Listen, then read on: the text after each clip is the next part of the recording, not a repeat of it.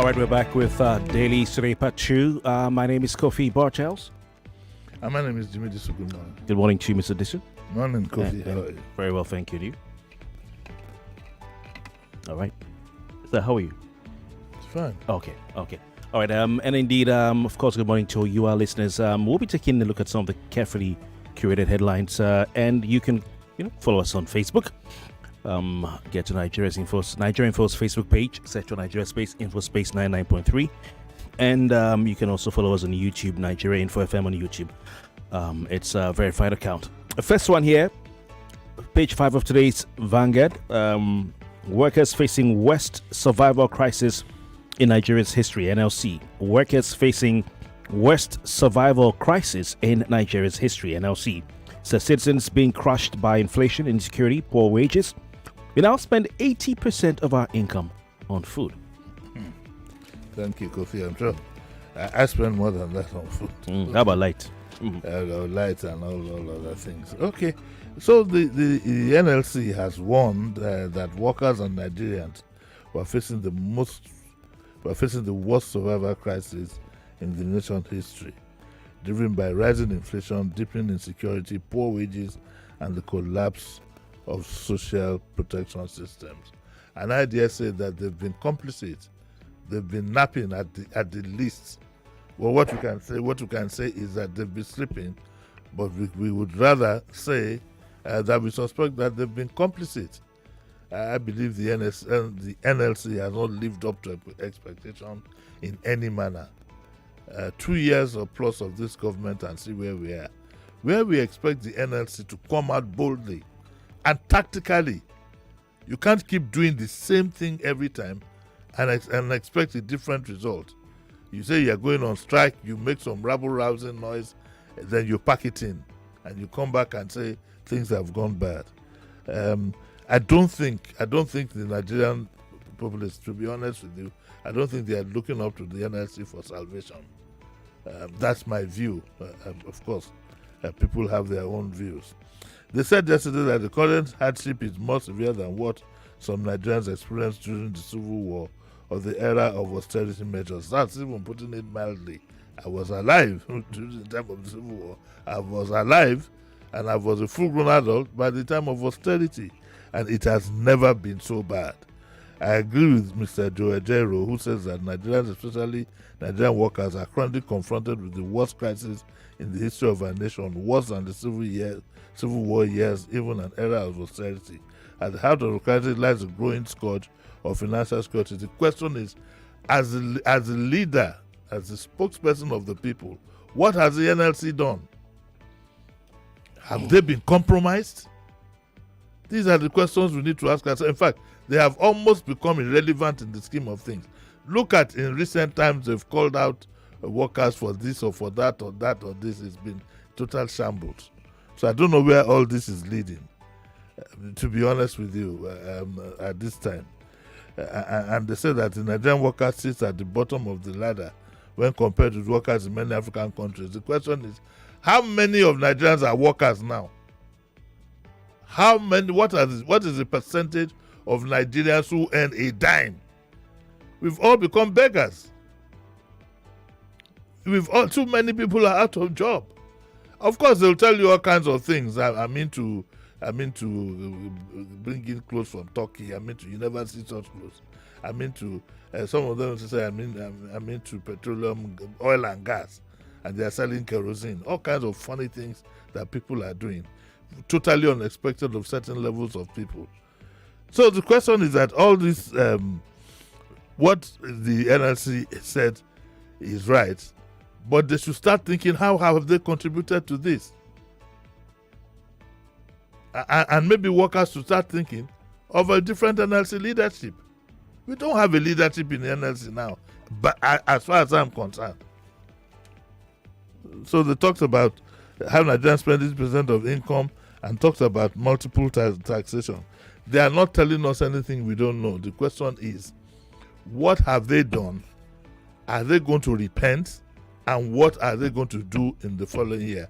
Until then, to thy tent, so Israel, every man for himself and God for us all. That is the story of this country. Look, we've been bound to the Philistines. We are on our own. And it's the honor to the politicians that you can't look up to them. The civil society groups, some of them they have involved in all kinds of racketeering. Some of the civil society groups that you think you depend on are owned by the political class. It's a means of holding the perceived opposition. It's a game we all know about. So today, I'm telling you, Nigerians, to be honest with you, until otherwise, you are on your own. You are on your own. And so there's a lot of decision making to be made in the following year. It's up to you. Yeah. All right. Back to the tinted glass issue you commented on yesterday, still with today's Vanguard. Page 7. Tinted glass permit enforcement NBA. Police disagree, says police exhibiting troubling disregard for rule of law. Call IGP to order, NBA tells Tinubu. No court restrained police from enforcing order. Force headquarters. I'm glad the NBA is taking the police on. And I think what I might suggest, barring advice from my good friend Candy Johnson, of course, who is a son, maybe the NBA needs to go back to court to get a specific order from the court on this. But what bothered me most about all this is the issue of the amounts being paid and where it is paid to, and that for me, is a bit worrying. It says that the NBA says that the imposed levy for obtaining and renewal of the permit adds to Nigeria's ever-increasing layers of taxation, thereby portraying Nigeria as a difficult place to do business. The levy imposed financial burden and hardship for Nigerians struggling with economic hardship. The permit policy undermines Nigeria's tax reforms, which will come into effect in January 2027. Nigerian import cars from abroad and modern vehicles come with factory-fitted tinted glasses. Yet, the police discountenance this in the drive to generate revenue for themselves and few individuals. Now, listen to this very well. And we call on the government to actually probe what is going on here and the police to explain this. It says the payment proceeds are made into a private bank account, Parkway Projects, account number 4001001791 instead of the TSA, Treasury Single Account, raises serious concerns of transparency and corruption. Apparently, if you want to get your tinted glass permit, the payment goes into an account called Parkway Projects. I said yesterday, if the police are so concerned, if they are so concerned about security, they should remove the financial aspect of it. Now, the question is this. Like I said yesterday, if you are worried about any vehicle that is tinted and you cannot see the occupancy, you flag them down.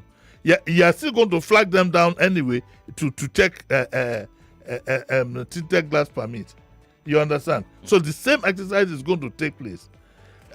And so I hope the NBA will not relent. Again, I tell you, the payment of the proceeds, according to this document, this paper in front of me, is paid into a private bank account, Parkway Projects.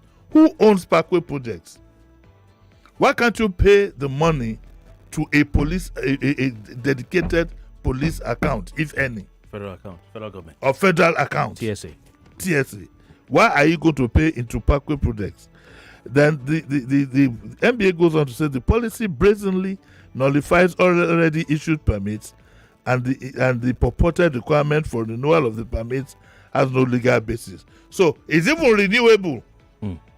So you have to pay it multiple times. I don't have what is the tinted glass changing?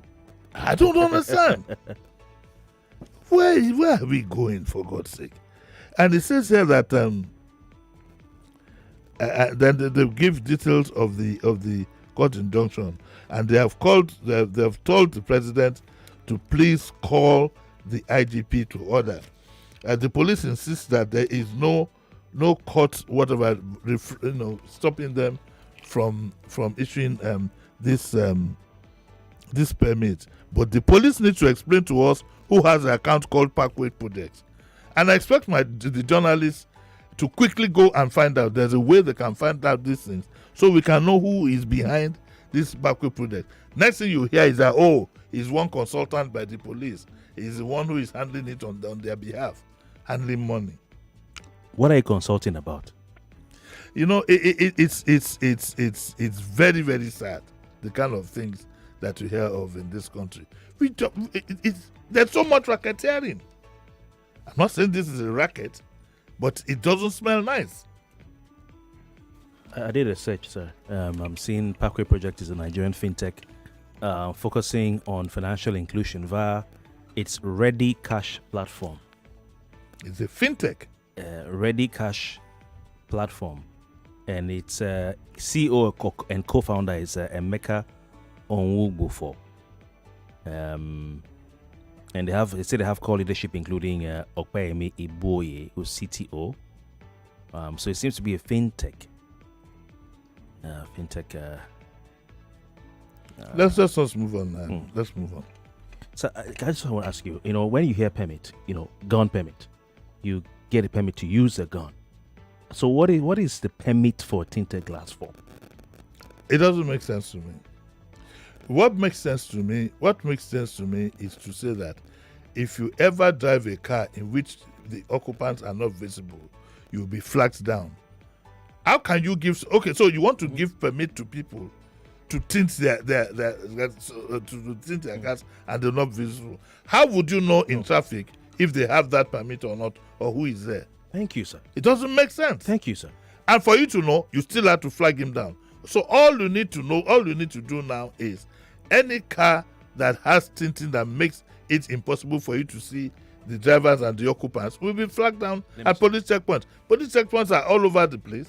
Flag them down and find out who they are. So does it mean that if you have that permit, that means that nobody will flag you down? So if No, they have to flag you down to know if you have the permit. Okay, so if you have the permit, it means that they won't even look inside the car. What are you saying? You've already been flagged down. You wind down, they'll look and say, do you have a permit for this thing? It doesn't add up. Kofi, it doesn't add up. What we should do is discourage.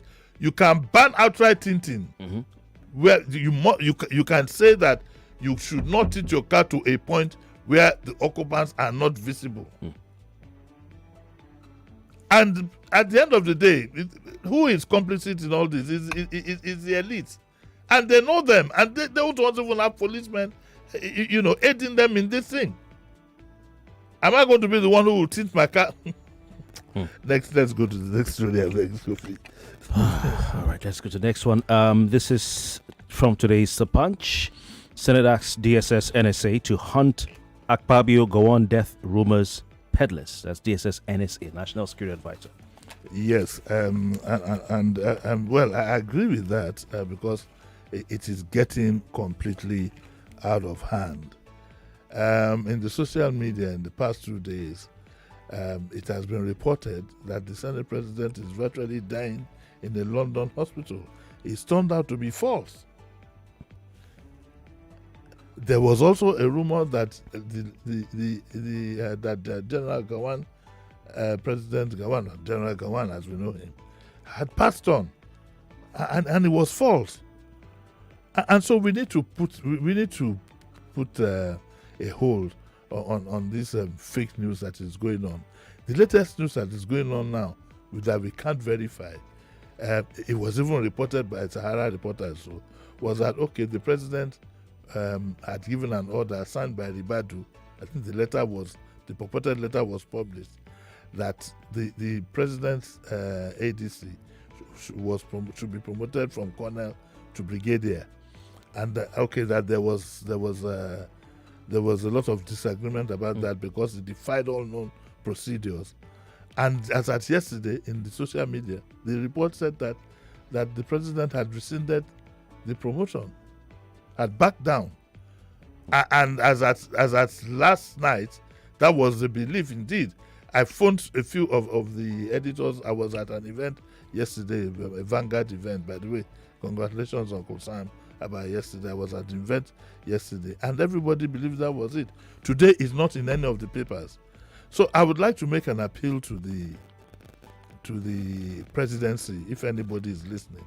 Can you please tell us the veracity of this story and the present rank of the president's ADC, whether he's still a colonel or he's a brigadier?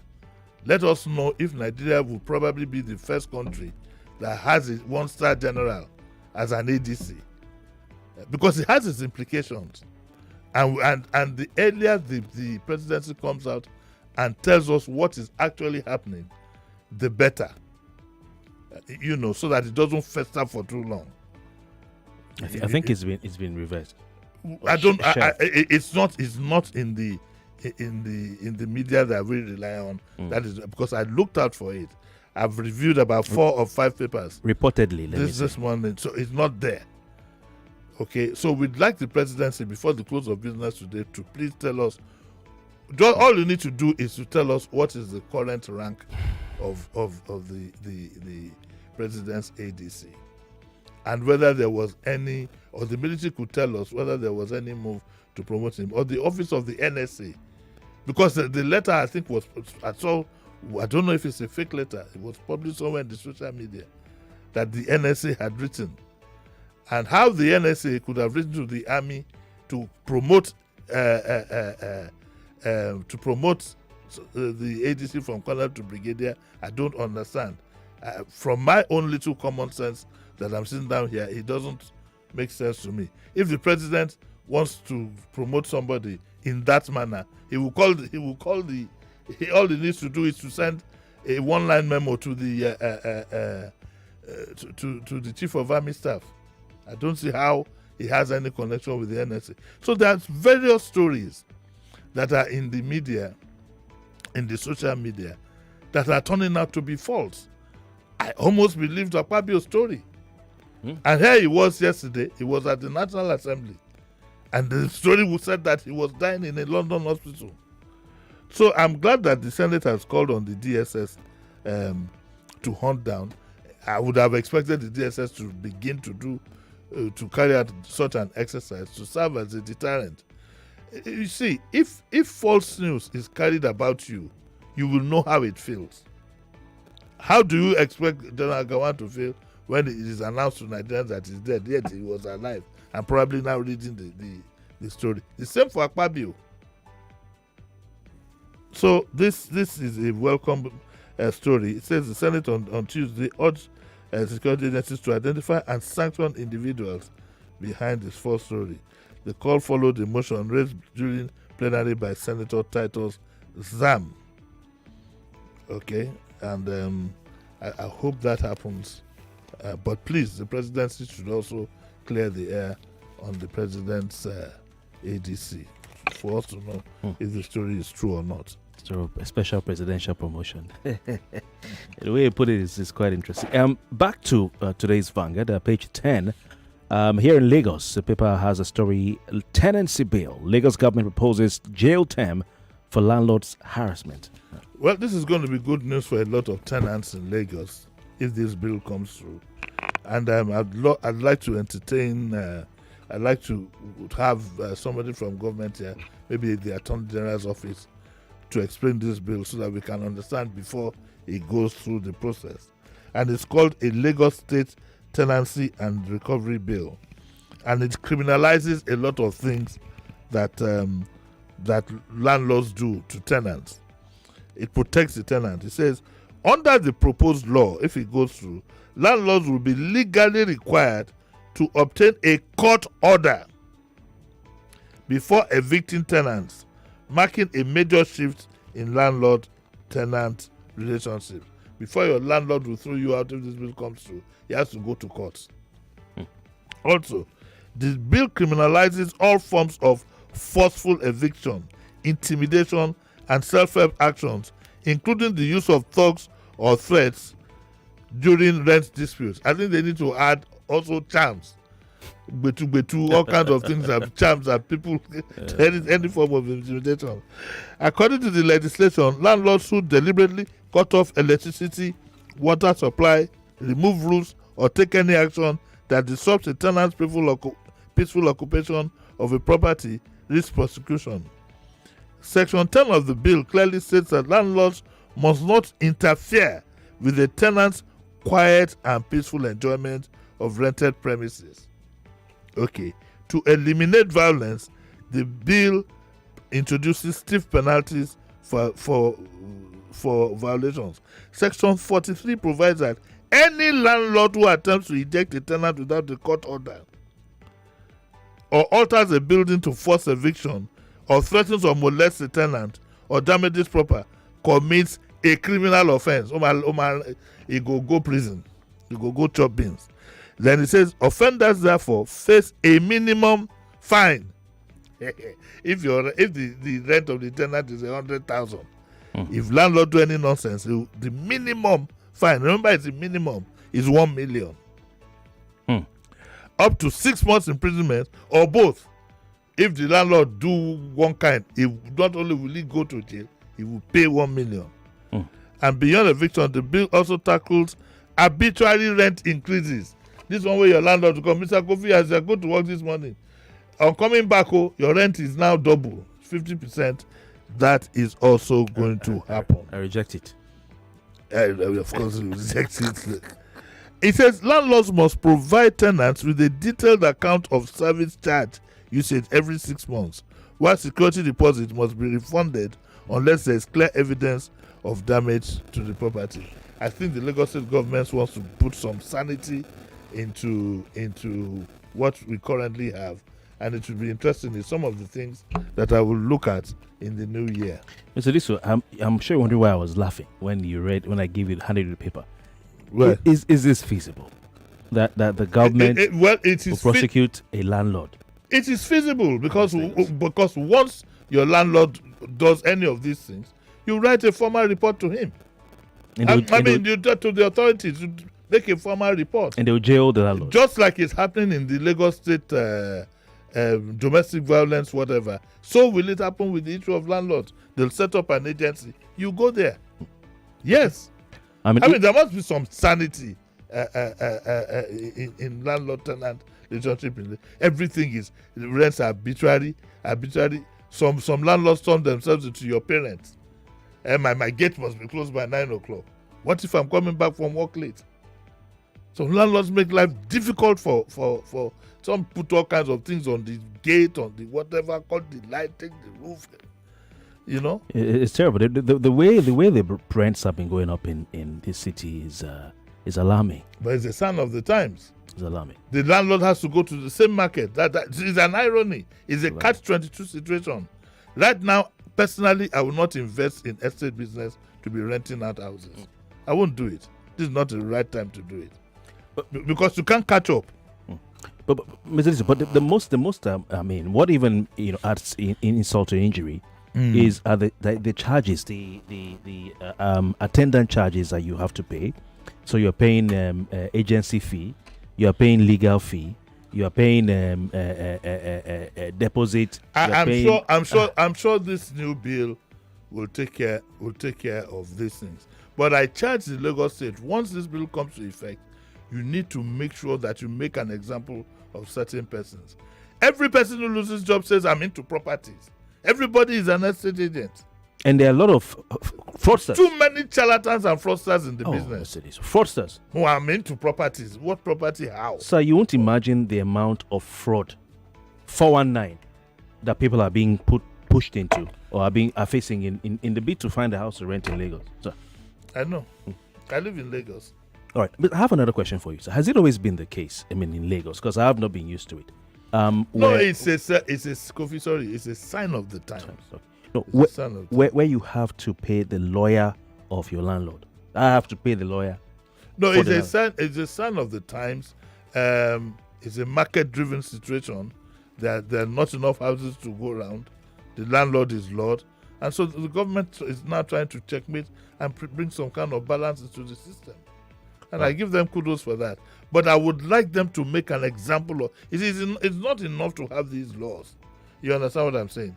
It's to see them through. What they are doing in the domestic violence area, they now have to do in the landlord-tenant area. Right. And I think they're up to it if they put their minds to it. So please permit me. I want to make an appeal to the governor of Lagos, the government of Lagos State. I don't know what this law says. To look into the attitude of estate developers, estate owners, estate managers who have turned their residents, both those who own buildings there, those who rent, into something else. A lot of people are suffering. Estates are suffering. People pay fees, service charges. People pay all sorts of things, and they don't get the services they are paying for. And a lot of them are suffering in silence. Well, I think decisions also have to be made by certain persons. It's not compulsory that you should live in Lagos. Some people have an option. Some don't have an option. I said some. When you say some people have an option, of course, some people don't have an option. But that's not a fair answer, Mr. Disu. I'm living in an estate. I work in Lagos. Are you telling me, okay, if I did not. I said that those who can, it's simple common sense. Those who have an option should think twice about living in Lagos. You don't have an option. You are not in that category. Oh, that's not fair. That's not a fair comment. It's not by force to stay in Lagos. Well, so what do you want me to do? It's not by force that you should stay in Lagos. If you can't afford to, you stay somewhere else. We're not talking about expense. We're talking about abuse. Life is abuse. No, we are not talking about abuse. Life is about options. I'm talking about abuse. There are a lot. You'd say your own, I say my own. There are a lot of people. There are a lot of people who live in Lagos who shouldn't be doing so. They don't have jobs. They don't have anything. They roam the streets. They could be better off being teachers in their village. Bring the cost down. Okay, let's move on to the next story. We can take this. CBN revokes licenses. Oh, okay. We can't. Okay. Oh, yeah. The other one is moving fast. No, sometimes I forget that one. Okay, Mr. Disu. Anyway, that's the side of the package. You're back at 9 o'clock, right? Yes. All right. My name is Kofi Bartels. His name is Jimi Disu. So you have to put a trademark.